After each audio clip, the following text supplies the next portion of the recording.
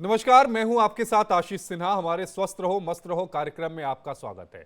आज हम अपने इस खास कार्यक्रम में बात करेंगे प्रदूषण से होने वाली सांसों की बीमारियों के बारे में। प्रदूषण से पूरे देश की हवा खराब हो रही है। आसपास के शहरों में धुएं की एक मोटी सी चादर छाई रही है।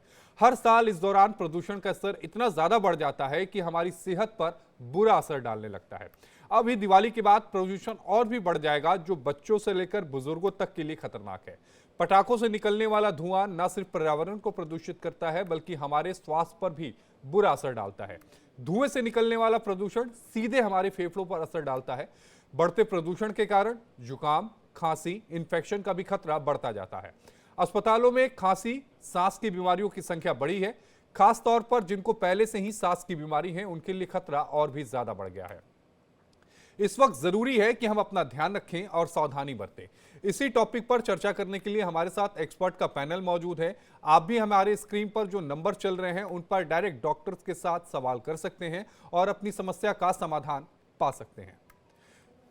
हमारे साथ दो डॉक्टर हैं जुड़ेंगे। डॉक्टर अंशुल मित्तल हैं, सीनियर कंसल्टेंट हैं, और डॉक्टर अरुणेश कुमार हैं, ये भी सीनियर कंसल्टेंट हैं।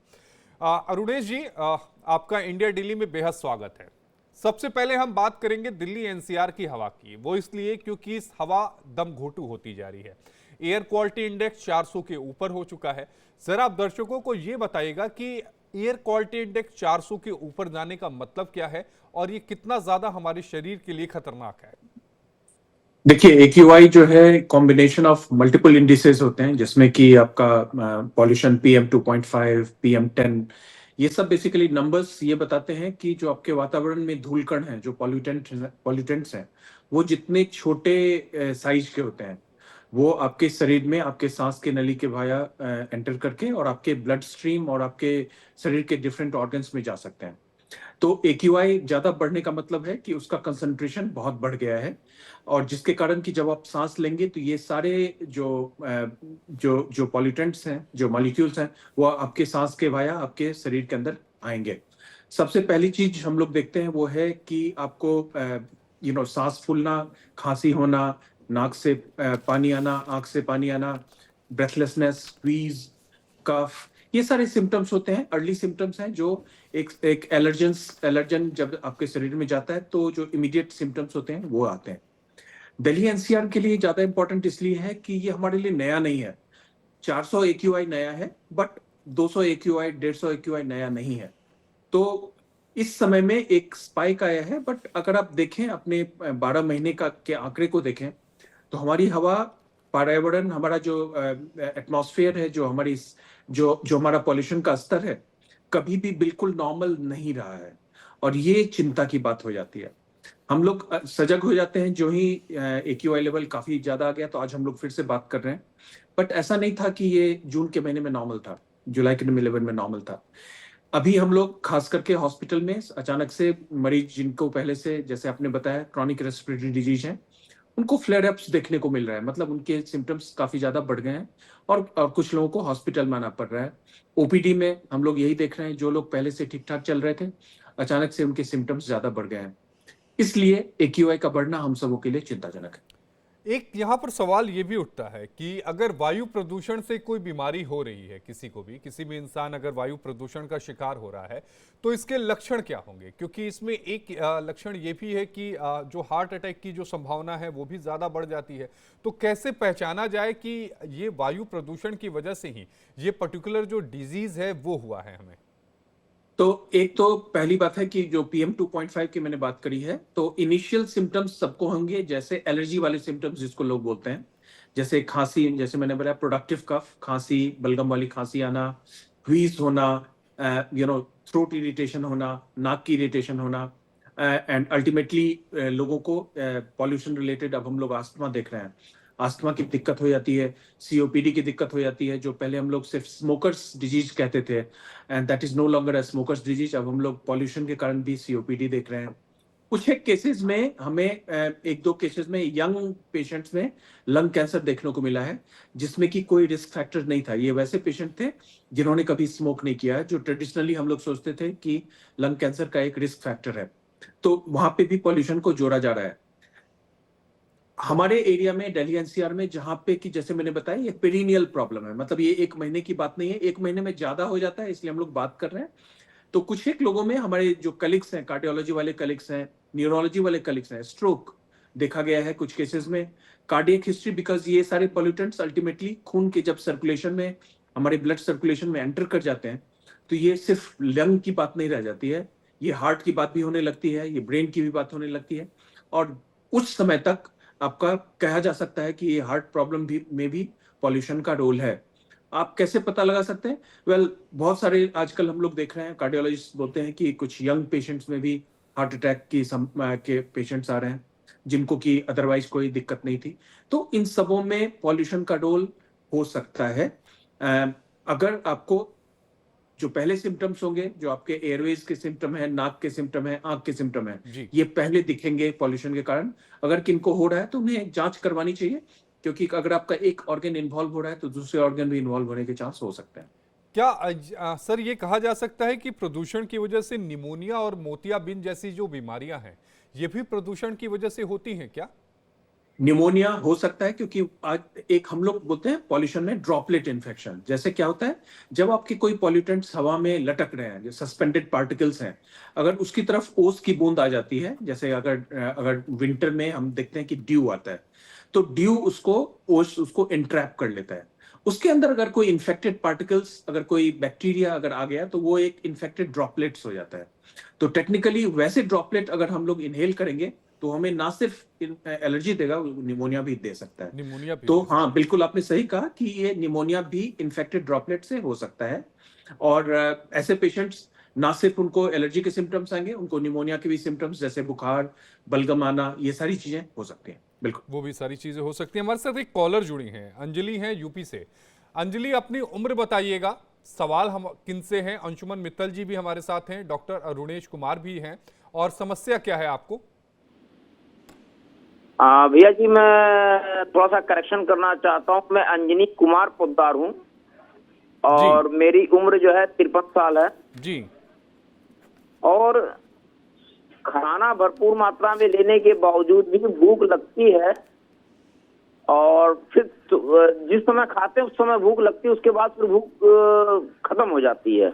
तो क्या इसमें क्या कारण हो सकते हैं? नहीं, खाने के बाद आपकी भूख खत्म हो जाती है ना?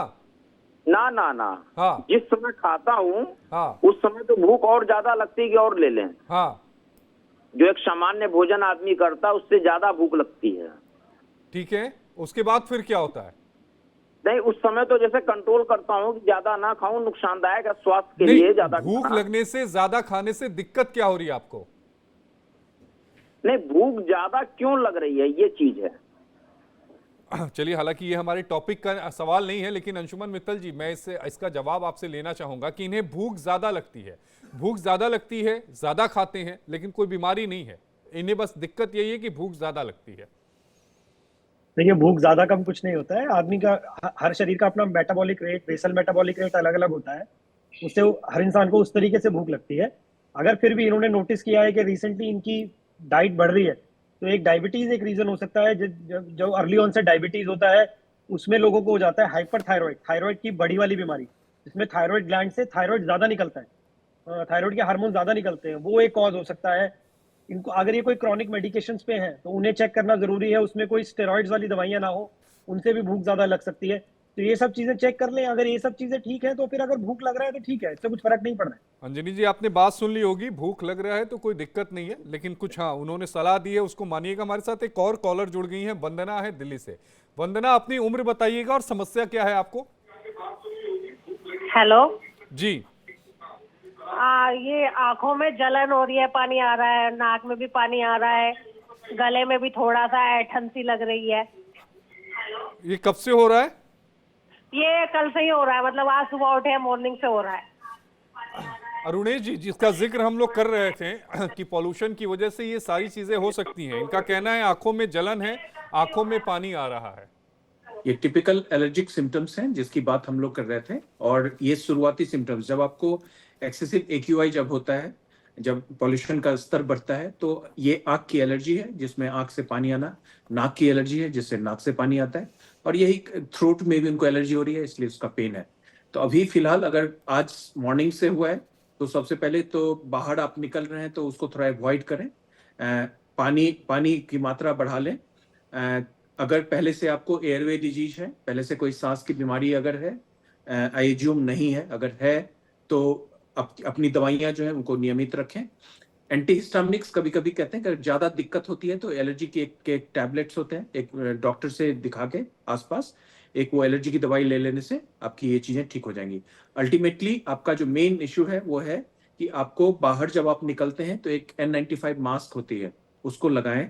और अगर जरूरत ना हो तो अभी कम से कम दिवाली के नेक्स्ट 24 to 48 आवर्स में हम लोग आशा करते हैं कि ये पॉल्यूशन का स्तर थोड़ा सा कम हो जाएगा। तब तक अगर बाहर ना निकले तो आपके लिए बेहतर होगा। अंशुमन मित्तल जी, वंदना जी, आपने अपना जवाब सुना होगा। कोशिश करिए कि दवा ले लीजिए, एंटी एलर्जी की दवा ले लीजिए, और 48 घंटे तो एटलीस्ट कोशिश करिए कि आप घर से बाहर मत निकलिएगा। अंशुमन मित्तल जी, एक बड़ा सीधा सा सवाल है जो लोग जानना और समझना चाहेंगे कि पॉल्यूशन हो गया, पॉल्यूशन हवा में है और हवा हमारे घरों तक पहुंच रही है, हमारे सांसों तक पहुंच रही है। घरों में कैसे बचें? अगर घरों में तो हवा है, सांस तो लेना पड़ेगा। देखिए देखिए जो बाहर एनवायरनमेंट है उसमें जो पॉल्यूशन है और आपके घर में जो होगा उसमें फर्क होगा। वहाँ एक ओपन एनवायरनमेंट है जिसमें कॉन्टिन्यूसली पॉल्यूशन से एक्सपोजर हो रहा है। आपके घर में एयर क्वालिटी इंडेक्स उतना खराब नहीं होगा, लेकिन अगर घर में बचना है तो घर को बंद रखिए, ज्यादा हवा का प्रवाह घर में रोकिए, एयर प्यूरिफायर लगा सकते हैं। कोशिश कीजिए कि जो कमरे हैं उनको बंद रखिए। जो वनरेबल ग्रुप होता है, वनरेबल ग्रुप मतलब जिन लोगों को ज्यादा चांस होते हैं, जो पॉल्यूशन, जो एनवायरनमेंट में डस्ट है, पीपीएम है, इनसे ज्यादा दिक्कत होने का, उन्हें इंडोर रखना बहुत जरूरी है। वो वनरेबल ग्रुप है, लोग जिन्हें सांस की बीमारी है, जिनको ऑलरेडी अस्थमा है या फिर कोई और सांस की बीमारी है, छोटे बच्चे स्पेसिफिकली जो न्यू बॉर्न्स हैं, जो 6-5-1 आध साल के नीचे हैं, उनका लंग डेवलपमेंट का टाइम होता है ये। अगर उनको इस एनवायरनमेंट में सांस लेंगे, ज्यादा एक्सपोजर होगा तो लंग डेवलपमेंट पे भी फर्क आएगा। तो इन सब चीजों का ध्यान रखना बहुत जरूरी है। इन सारी चीज़ों का ध्यान रखना ज़रूरी है। हमारे साथ 2 कॉलर जुड़े हैं। सबसे पहले मैं दामोदर जी आपके पास आना चाहूँगा। इंडिया डेली में आपका स्वागत है। उम्र बताइएगा, समस्या बताइएगा, और सवाल किनसे है? अंशुमन मित्तल जी से है या अरुणेश कुमार जी से है? मैं जरा सा चलता हूँ, मेरे सांस फूल जाती है।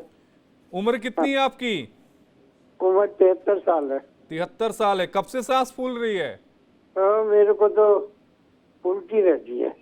फूलती रहती है? हाँ, तो दवा ववा ले रहे हैं आप? दवाई ले रहा हूँ, इनहेलर भी ले रहा हूँ। हाँ, इनहेलर भी लेता हूँ, 2-3 दिन में खाली हो जाता है। हाँ 2-3 दिन में खाली हो जाता है। हाँ। अरुणेश जी, मैं आपसे इनका जवाब ले लेता हूँ। दामोदर जी हैं, दिल्ली से, 73 साल उम्र है। सांस की इनको दिक्कत है, सांस फूलती रहती है। ऐसा नहीं कि सीजन में है, अक्सर सांस फूलती रहती है। इनहेलर का भी इस्तेमाल ये करते हैं। मोस्ट लाइकली इनको क्रॉनिक एयरवे डिजीज है, जिसको हम लोग सीओपीडी बोलते हैं, या अस्थमा। मुझे नहीं पता स्मोकर है या नहीं, बट ऑफ कोर्स 73 साल में आजकल तो हम लोग, जैसे मैंने पहले भी बताया था अपने ओपनिंग स्टेटमेंट में, अब हम लोग नॉन स्मोकर्स में भी सीओपीडी देख रहे हैं। तो ये लाइकली इनको सीओपीडी है। अगर सामान्य भाषा में बोले तो इनको काला दमा है। जो इनके सिम्टम्स, जो इनहेलर्स हैं, ऑफ कोर्स अपने पल्मोनोलॉजिस्ट को अगर दिखवा के, क्योंकि अगर इनहेलर लेने के बाद भी सांस फूल रही है, इसका मतलब है कि हमें कुछ देखना होगा कि कुछ और चीजें तो नहीं चल रही हैं, क्योंकि आपको आपकी सांस की नली भी सिकुड़ सकती है, साथ साथ हो सकता है कुछ और पैथोलॉजी भी आ गई हो जिसे हमें एड्रेस करना पड़ेगा। तो पहली बात तो मैं ये कहूंगा कि जो दवाइयां अभी ले रहे हैं, जो इनहेलर्स ले रहे हैं, उसमें कॉम्प्लायंस होने चाहिए, मतलब रेगुलर अभी लें, और एक बार अपने पल्मोनोलॉजिस्ट को आके दिखा लें कि हमें हो सकता है आपकी दवाइयों को चेंज करना पड़े, और साथ ही ये भी देखना पड़े कि कुछ और नए प्रॉब्लम्स तो नहीं आए हैं जिसके कारण जो दवाइयां पहले काम कर रही थी अभी काम नहीं कर रही हैं।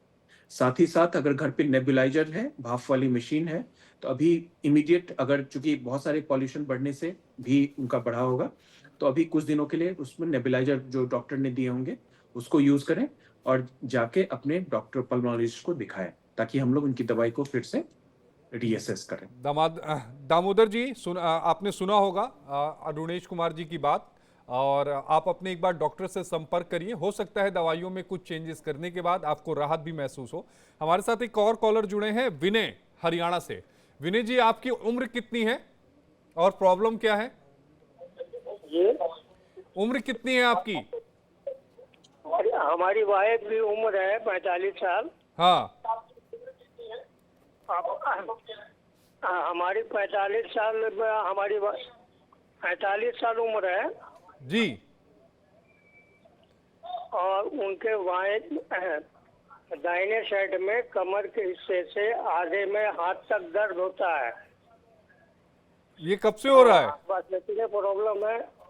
थोड़ा जो है ना कंधे से लेके बाएं साइड में कमर के ऊपर से हाथ में पूरा दर्द रहता है। ये कब से हो रहा है? 5-6 महीने से हो रहा सर। 5-6 महीने से।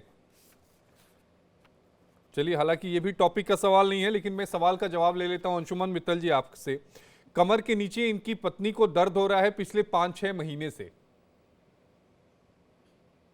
तो कमर के नीचे दर्द हो रहा है तो यूजुअली स्पाइन प्रॉब्लम होगा या हिप प्रॉब्लम होगा।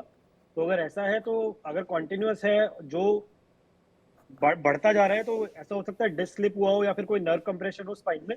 तो इनको अर्जेंटली एक एमआरआई स्पाइन करा के अपने फिजिशियन को दिखाना चाहिए और ताकि पता लग सके बीमारी का कॉज क्या है। क्योंकि अगर एक बार नर्व परमानेंटली फंस के डैमेज हो गई तो फिर इसमें यूजुअली सर्जिकल होगा। अगर अर्ली कॉटअप हो जाता है तो फिर फिजियोथेरेपी एक्सरसाइजेस से भी काफी आराम मिलने का चांसेस होता है। विनय जी, आपने बात को सुना होगा। उम्मीद है कि आप जाएंगे और डॉक्टर से संपर्क करेंगे। मोहम्मद इख्तियार हमारे अगले कॉलर हमारे साथ जुड़े हैं। मोहम्मद इख्तियार जी, आपका स्वागत है इंडिया डेली में। उम्र कितनी है, समस्या क्या है, सवाल किनसे है?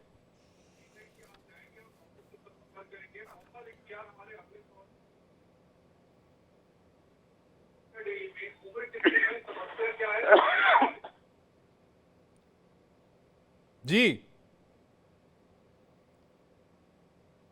मोहम्मद इख्तियार साहब, आपको आवाज आ रही है? शायद आवाज नहीं मिल पा रही। अगले कॉलर के पास चलते हैं। महेंद्र है हमारे साथ दिल्ली से। महेंद्र, इंडिया डेली में आपका स्वागत है। सवाल किनसे है, उम्र कितनी है, समस्या क्या है?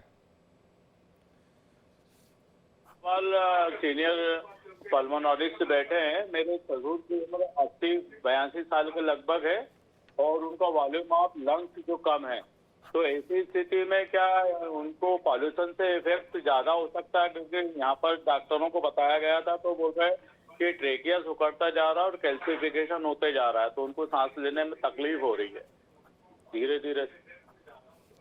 डॉक्टर अरुणेश जी, इसका जवाब आपसे ले लेते हैं। 82 साल इनके पिताजी की उम्र है और प्रदूषण से क्या तकलीफ बढ़ सकती है? बिल्कुल। एक तो एक्सट्रीम्स ऑफ एजेस, बच्चे और बुजुर्ग, दो एज होते हैं जिसको वल्नरेबल एज ग्रुप बोलते हैं।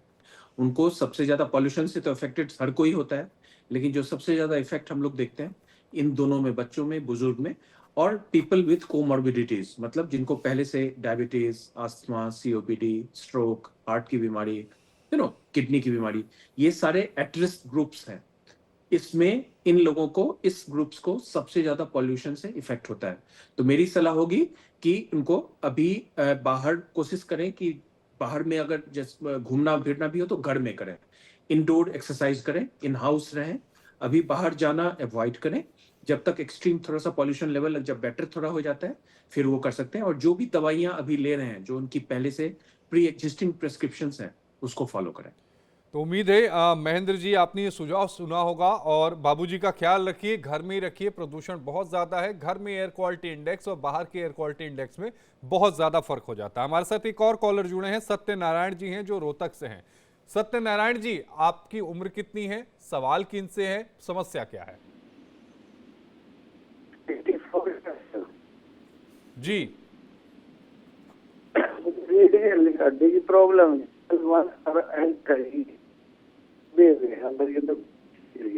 नहीं, क्या है, आपकी उम्र 84 साल है। आपकी आवाज क्लियर नहीं आ पा रही है, थोड़ा सा आप तेज बोलेंगे तो आवाज सुनाई देगी हमें। मैं बाहर आ रहा हूँ सर। कहाँ पे हैं आप? आवाज नहीं आ पा रही है सत्यनारायण जी, एक बार फिर से आप कॉल करिएगा, हम अपने डॉक्टरों से आपको रूबरू कराएंगे। लेकिन डॉक्टर अरुणेश जी, आप ये बताइए कि बुजुर्गों और बच्चों को घर में कब तक रखा जा सकता है? बुजुर्ग तो फिर भी रह जाएंगे, लेकिन बच्चों के तो दिवाली के बाद स्कूल भी खुलेंगे, तो फिर बच्चों को प्रोटेक्ट करके कैसे रखा जाए? क्योंकि इसी हवा में उन्हें स्कूल भी जाना पड़ेगा, खेलना भी पड़ेगा। बिल्कुल, और यही एक चैलेंज है कि आप you have to see through कि कितना बाहर आउटडोर एक्टिविटीज भी जरूरी है। तो एक तो हम लोग आशा करें कि जो भी AQI का स्तर धीरे धीरे दिवाली के बाद अगर एयर खास करके अगर हवा बहती है तो उसके साथ पॉल्यूशन का स्तर कम हो जाता है। बट जैसा मैंने पहले भी बताया है कि ये पॉल्यूशन का प्रॉब्लम सिर्फ दिवाली नहीं है, हमारा ईयर राउंड अगर आप देखें AQI का डेटा वो हमेशा हाई रहता ही है। तो पहला तो ये है कि हम लोग अपने बच्चों में एक आदत लगाएं मास्क पहनने की। अगर मैं देखता हूँ सोसाइटीज में बाहर इधर भी मैं देखता हूँ कि छोटे बच्चे भी मास्क लगाते हैं, तो एक अच्छी आदत है। खास करके दिल्ली NCR के कॉन्टेक्स्ट में ना सिर्फ ये वायरस से बचाता है बल्कि बैक्टीरिया से बताता है, बल्कि आप पॉल्यूशन से भी बचाता है। तो एक तो ये करें कि इनको मास्क लगाने की आदत डालें। दूसरा, जो आउटडोर एक्टिविटीज है, अगर खास करके जब छुट्टियां होती हैं स्कूल में, तो एक आदत रहे कि जब इनकी आउटडोर एक्टिविटी को ऐसे समय में रेस्ट्रिक्ट करें जिस समय पॉल्यूशन का लेवल रिलेटिवली कम होता है। जैसे दिन का समय, जैसे आप देखोगे कि जो रश आवर होता है, मॉर्निंग इवनिंग रश आवर में पॉल्यूशन का स्पाइक होता है। तो अगर स्कूल की छुट्टी है तो हम लोग दिन का समय जो 11-12 बजे से लेके 3-4 बजे का समय जो होता है वो अप्रोप्रिएट है बुजुर्गों के लिए भी और बच्चों के लिए भी, आउटडोर एक्टिविटीज के लिए। स्कूल जाते हैं मेक श्योर करना है कि वो मास्क लगा के जाएं। खाने में उचित आहार, हाई प्रोटीन डाइट, एंटीऑक्सीडेंट्स वगैरह जितना ये करेंगे तो उससे हमें उनको हेल्प मिलेगा इसके लिए उसे फाइट करने में। और अगर कोई कोमॉर्बिडिटीज हैं चाहे बुजुर्गों के लिए और बच्चों के लिए भी, मेक श्योर करना है कि वो दवाइयों में कॉम्प्लाइंट रहें, क्योंकि क्रॉनिक डिजीजेस इस समय में पॉल्यूशन और वेदर चेंज में फ्लेयर अप करती हैं। तो अगर वो लेते रहेंगे तो फ्लेयर अप होने के चांस कम। उम्मीद है कि पेरेंट्स ने बात को सुना होगा, समझा होगा और उसे इस्तेमाल भी करेंगे और अमल में भी लाएंगे। हमारे साथ मोहम्मद इख्तियार साहब बिहार से जुड़े। इख्तियार साहब, आपको आवाज आ रही है? जी सर, आ रही है। उम्र कितनी है आपकी, समस्या क्या है? नहीं, हमारी मैडम का है। हमारी मैडम 45 साल की है। हाँ, और जी हाँ, आ रही है।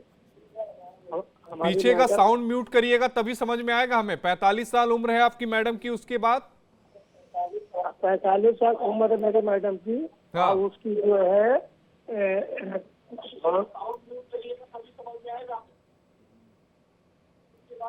देखिए इख्तियार साहब, पीछे का अगर टीवी बंद नहीं करेंगे तो हमें आवाज नहीं आएगी, फिर हमें दूसरे कॉलर के पास जाना पड़ेगा।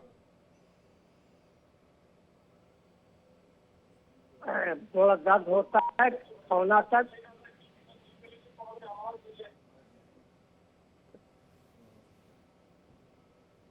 जी, इख्तियार साहब के पास आवाज नहीं जा रही है। हरियाणा से हमारे साथ एक और कॉलर जुड़े हैं, उनके पास चलते हैं। जी, आप अपना नाम बताइएगा और आपका समस्या क्या है और सवाल किनसे है?